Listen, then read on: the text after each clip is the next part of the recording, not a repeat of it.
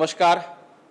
Bharatiya Janata party प्रदेश कार्यालयामध्ये आयोजित या पत्रकार परिषदेला आमचे प्रवक्ते रामभाऊ कुलकर्णीजी उपस्थित आहेत। आपल्या सर्व पत्रकार मित्रांचं मी या पत्रकार परिषदेमध्ये स्वागत करतो। आज जनाब संजय राऊत यांनी पत्रकार परिषद घेतली आणि या पत्रकार परिषदेमध्ये बोलत असताना मराठी भाषेची लिपी रोमन लिपी असल्याचा जावाई शोध संजय राऊतांनी लावला। संजय राऊत गेल्या 15-20 वर्षापासून सामनाचे संपादक म्हणून घेतात। मराठी भाषेचा पुळका आपल्यालाच आहे असा दावा सातत्याने संजय राऊतांच्या माध्यमातून केला जातो। शब्दालंकार पुस्तक वाचावी असे सल्ले संजय राऊत लोकांना देत असतात आणि आज पत्रकार परिषदेमध्ये बोलताना मराठी भाषेची लिपी रोमन लिपी असल्याचा जावाई शोध संजय राऊतांनी लावला। महाराष्ट्रातल्या सगळ्यांना माहिती आहे की मराठी भाषेची लिपी ही देवनागरी लिपी आहे, परंतु संजय राऊतांनी नवीन जावाई शोध लावून रोमन लिपी ही मराठी भाषेची लिपी असल्याचं सांगतायत। संजय राऊत, तुमचं मराठीचं प्रेम किती बेगडी आहे हे या निमित्ताने लक्षात येतं। तुम्ही सकाळी पत्रकार परिषद घेऊन मराठी भाषेची तर पूर्णतः वाट लावलेली आहे। सकाळी ज्या भाषेमध्ये तुम्ही पत्रकार परिषद घेता ते भाषा जर का बघितली तर मराठीचा स्तर आणि राजकारणाचा स्तर किती खालावला जातो याचं उदाहरण या निमित्ताने आपल्याला लक्षात येतं। आणि आता आपण बघतोय की संजय राऊत असा दावा करतायत की रोमन लिपी ही मराठी भाषेची लिपी आहे। संजय राऊत हा जावाई शोध नेमका कुठून लावला? रोमन लिपी ही वेगळी आहे आणि देवनागरी लिपी वेगळी आहे हेचा साधं नॉलेज किंवा याची साधी माहिती संजय राऊत तुम्हाला नाही की जाणीवपूर्वक मराठीला बदनाम करण्याचा तुमचा प्रयत्न आहे। देवनागरी लिपी ही मराठीची लिपी आहे, परंतु संजय राऊत तुम्ही सांगतायत की रोमन लिपी ही मराठीची लिपी आहे। कशा पद्धतीनं मराठीबद्दलचा प्रेम, मराठीबद्दलचा अभिमान, मराठीबद्दलची माहिती तुम्हाला आहे। स्वतः संपादक म्हणून घेतायत, 15-20 वर्षापासून सामनाचे संपादक होतात। कदाचित याचमुळे उद्धवजी ठाकरे यांनी तुम्हाला मुख्य संपादक करण्याच्या ऐवजी कार्यकारी संपादक ठेवणं पसंत केलं। उद्धवजी ठाकरेंना तुमच्या या सगळ्या करामती माहिती पडल्या असतील, त्यामुळेच उद्धवजी ठाकरे यांनी तुम्हाला मुख्य संपादक आजपर्यंत केलं नाही, कार्यकारी संपादक पदावर तुम्हाला समाधान मानावं लागलं। कारण मराठी लिपी ही देवनागरी आहे, रोमन नाही हे पहिलीतल्या मुलाला देखील माहीत असतं।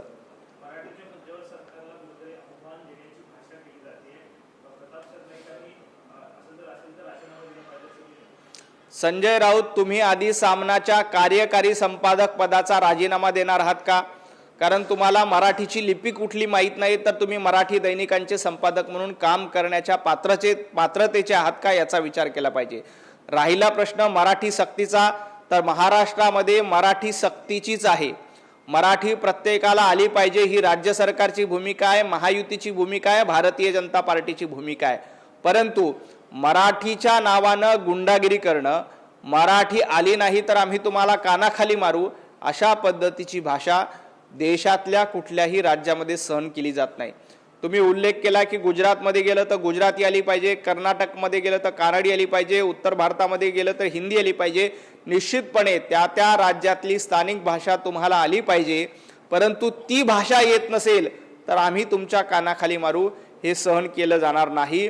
राज्य सरकारची भूमिका आहे की महाराष्ट्रामध्ये तुम्हाला उद्योग करायचा आहे, रिक्षा चालवायचा आहे, टॅक्सी चालवायची, पाणीपुरी विकायची, जे काही करायचं असेल ते करा, परंतु तुम्हाला मराठी आली पाहिजे, मराठी या सगळ्या बांधवांनी शिकली पाहिजे, हीच आमची भूमिका आहे। भाषा हे संवादाचं माध्यम असलं पाहिजे, ते विसंवादाचं किंवा हाणामारीचं माध्यम होता कामा नये, अशाच पद्धतीची राज्य सरकारची भूमिका आहे।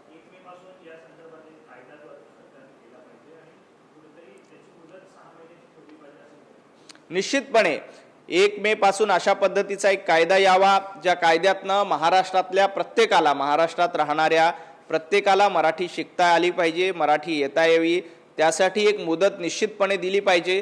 परंतु अशा पद्धतीची गुंडगिरी किंवा झुंडशाही सहन केली जाणार नाही, कारण या देशामध्ये संविधानानं आपल्या कुठल्याही राज्यामध्ये म्हणजे तुम्ही गुजरातमध्ये जाऊन राहू शकता आणि गुजराती शिकलंच पाहिजे असं काही गुजरातमध्ये कंपल्सरी नाहीये, परंतु त्या त्या ठिकाणची भाषा आली पाहिजे या मताचे आम्ही आहोत।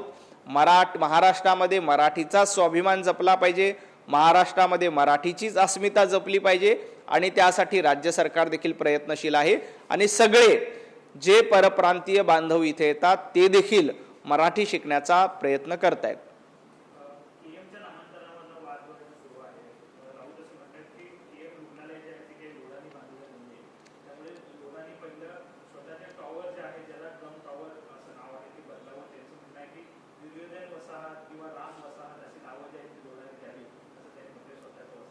केईएम रुग्णालयाचं नाव एकलव्य यांच्या नावाने द्यावं, कौशल्य श्रेष्ठ एकलव्य अशा पद्धतीचं नामांतर करावं अशी मागणी मंगल प्रभात लोढाजींनी केली। संजय राऊत, एकलव्यांचं नाव द्यायला तुम्हाला विरोध नेमका काय आहे? ज्या पद्धतीनं इंग्रजांच्या गुलामीच्या खुना या मुंबईमध्ये आहेत त्या पुसल्या गेल्या पाहिजे यासाठी मंगल प्रभात लोढाजींनी ही भूमिका मांडली। परंतु काल बघितलं किशोरी पेडणेकर असतील, उबाटा गटाचे नगरसेवक असतील, यांनी तिथे जाऊन आंदोलन केलं। संजय राऊत, माझा तुम्हाला सवाल आहे, याच रुग्णालयाचं नाव जर का आपण बाबर रुग्णालय केलं असतं तर त्याचं तुम्ही समर्थन केलं असतं, या रुग्णालयाचं नाव औरंगजेब रुग्णालय केलं असतं तर त्याचं तुम्ही समर्थन केलं असतं। त्यामुळं अशा पद्धतीनं दाढ्या कुरवळण्याचं काम तुम्ही सातत्यानं करतायत। हेच नाव जर का औरंगजेबाचं असतं तर संजय राऊतांनी सामनामध्ये भला मोठा अग्रलेख लिहून त्याचं स्वागत केलं असतं आणि पेढे वाटले असते, पेढे।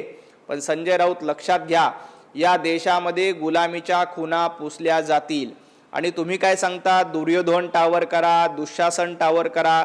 संजय राऊत, तुम्ही जो तुमच्या भांडूपमध्ये एक नवीन बंगला बांधलाय त्या बंगल्याला अफजल खानाचं नाव द्या, तुम्ही जो बंगला बांधलाय त्याला बाबराचं नाव द्या, तुम्ही जो बंगला बांधलाय त्याला खिलजीचं नाव द्या, तुम्हाला जे आवडतील ते नाव द्या। परंतु दुर्योधन आणि दुःशासन यांच्या बाजूने कोण आहे हे महाराष्ट्रानं बघितलंय।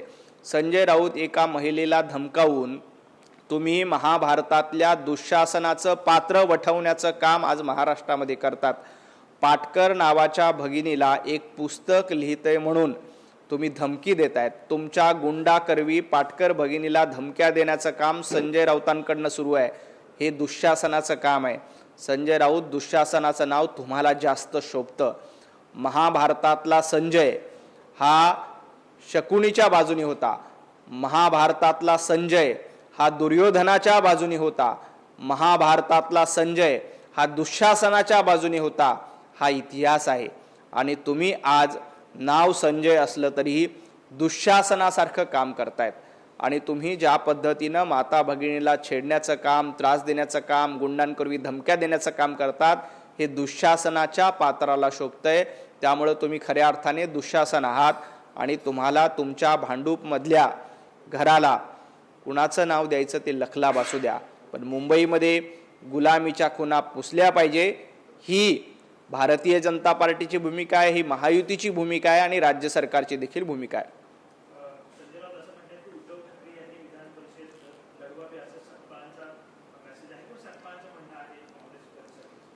उद्धवजी ठाकरे हे विधान परिषदेला लढले तर येणाऱ्या काळामध्ये महाविकास आघाडी एकसंघ राहील असा मेसेज देण्याचा त्यांचा प्रयत्न आहे। परंतु आत्ताची जी माहिती अशी मिळते की उद्धवजी ठाकरे हे काय विधान परिषद लढण्याच्या मानसिकतेमध्ये नाहीत, कारण 6 वर्ष उद्धवजी ठाकरेंकडे विधान परिषद होती। या 6 वर्षामध्ये महाराष्ट्राच्या हिताचा एकही मुद्दा उद्धवजी ठाकरे यांनी आपल्या भाषणामध्ये विधान परिषदेमध्ये उपस्थित केला नाही। महाराष्ट्रातल्या जनतेचा एकही प्रश्न विधान परिषदेमध्ये उद्धवजी ठाकरे यांनी उपस्थित केला नाही। उद्धवजी ठाकरे यांची विधान परिषदेतल्या कामकाजाचा सहभाग आणि उपस्थिती बघितली तर 50% उपस्थिती देखील विधान परिषदेमध्ये उद्धवजी ठाकरे यांची नाही। त्यामुळे अशा पद्धतीची विधान परिषद ही जनतेचा आवाज उठवण्यासाठी असते, जनतेची प्रश्न सोडवण्यासाठी असते।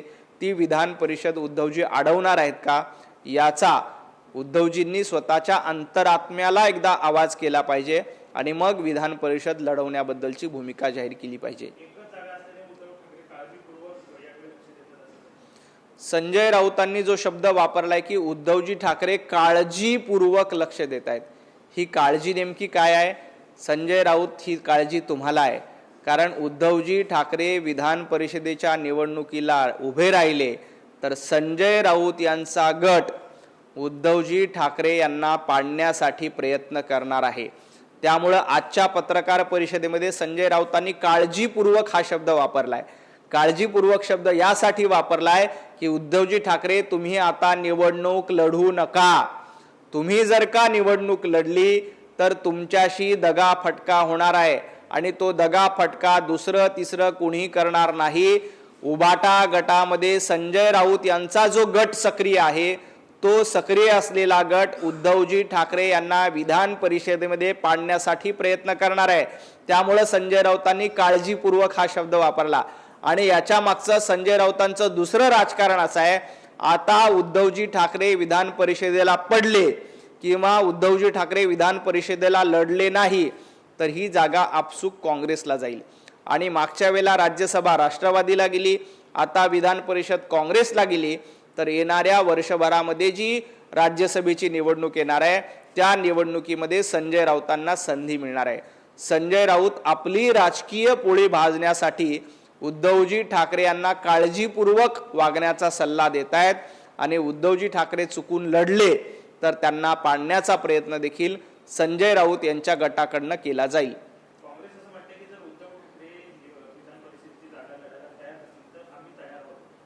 निश्चितपणे काँग्रेसची इच्छाच आहे की मागच्या वेळेला राज्यसभेची निवडणूक राष्ट्रवादीने लढली, राष्ट्रवादी जिंकली, यावेळेला विधान परिषदेची निवडणूक काँग्रेसला मिळावी अशी हर्षवर्धन सपकाळांची स्वतः इच्छा आहे। हर्षवर्धन सपकाळ जवळपास वर्षभरापासून प्रदेशाध्यक्ष झालेत परंतु त्यांच्याकडे एकही संविधानिक पद नाही। स्वतः हर्षवर्धन सपकाळ यांना विधान परिषदेवर जाण्याची इच्छा आहे, आमदार होण्याची इच्छा आहे। त्यामुळं हर्षवर्धन सपकाळांना हे वाटतं की आता हा गोल्डन चान्स आहे, आता आपल्याला आमदारकी मिळाली तर आपण विधान परिषदेमध्ये आमदार म्हणून जाऊ शकतो, नाहीतर नुसतं काँग्रेसच्या प्रदेशाध्यक्षांना कोण विचारतं हे आपल्याला माहिती आहे। त्यामुळं काँग्रेसमध्ये स्वतः हर्षवर्धन सपकाळ यांनी देखील हायकमांडकडे तशी इच्छा व्यक्त करून दाखवली की ही विधान परिषद प्रदेशाध्यक्ष म्हणून मला द्यावी आणि त्यासाठी हर्षवर्धन सपकाळ यांचा देखील प्रयत्न आहे आणि त्यासाठी संजय राऊत देखील हर्षवर्धन सपकाळांना मदत करतायत की ही विधान परिषद हर्षवर्धन सपकाळांनीच लढली पाहिजे आणि पुढची राज्यसभा संजय राऊतांना मिळाली पाहिजे। हे धूर्त राजकारण संजय राऊत यांच्या मार्फत चालू आहे।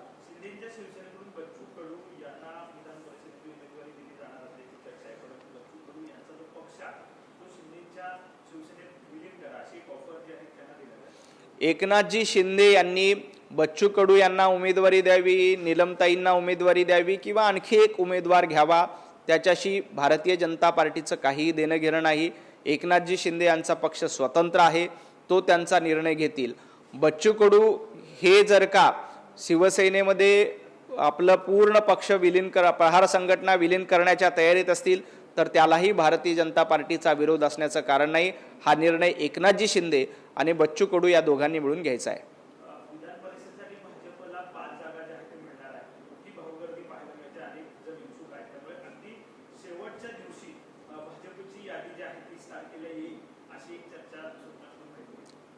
आज उद्या दिल्लीमध्ये या संदर्भात बैठक होईल। या बैठकीमध्ये केंद्रीय नेतृत्वाकडनं महाराष्ट्रातून पाठवलेली नावं यांच्यावर चर्चा होईल आणि येत्या 48 तासामध्ये विधान परिषदेची नावं घोषित होतील। जशी नावं घोषित होतील तसं आपल्याला देखील कळेल, आम्हाला देखील कळेल।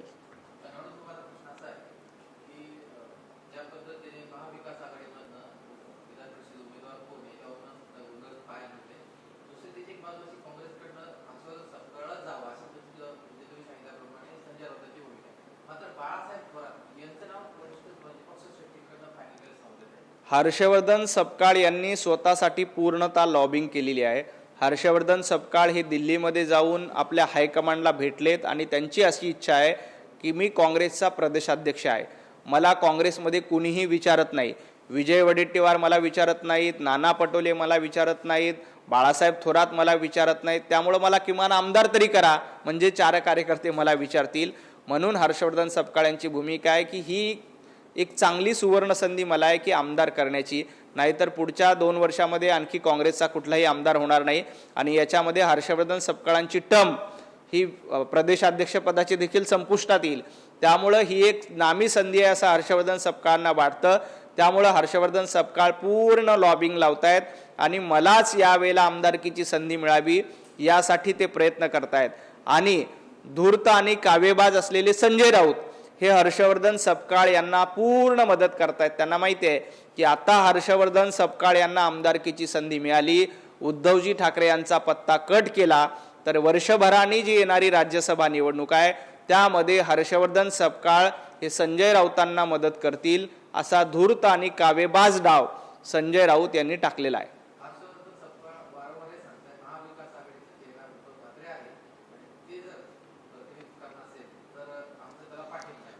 हर्षवर्धन सपकाळ यांना पूर्ण कल्पना आहे की उद्धवजी ठाकरे आता निवडणूक लढण्याची शक्यता कमी आहे. त्याचं कारण मगाशी पण मी सांगितलं की उद्धवजी ठाकरे निवडणुकीला उभे राहिले तर उभाटा गटाचे काही आमदार जे संजय राऊत यांच्या गटामध्ये आहेत ते क्रॉस वोटिंग करतील आणि उद्धवजी ठाकरे यांचा पराभव करतील. संजय राऊत यांनी त्याची पूर्ण मोर्चे बांधणी केली. जर का उद्धवजी ठाकरे विधान परिषदेच्या निवडणुकीला उभे राहिले तर एक वेगळा उमेदवार या निवडणुकीच्या रिंगणामध्ये येऊ शकतो आणि त्या बाहेरच्या उमेदवाराला मदत करायची असं धोरण संजय राऊत यांच्या गटाच्या आमदारांनी ठरवलेलं आहे. त्यामुळं 4-5 मतं इकडे तिकडे झाले तरी उद्धवजी ठाकरे यांचा पराभव होऊ शकतो हे संजय राऊतांना ठाऊक आहे. त्यामुळं संजय राऊत या निवडणुकीमध्ये उद्धवजी ठाकरे यांचा पराभव करण्यासाठी पूर्ण व्यूहरचना आखतायत, षडयंत्र आखतायत. आणि जर का उद्धवजी निवडणूक लढले तर कदाचित संजय राऊतांच्या धूर्तपणामुळे उद्धवजींचा महाविकास आघाडीमधून पराभव होऊ शकतो. खूप खूप धन्यवाद.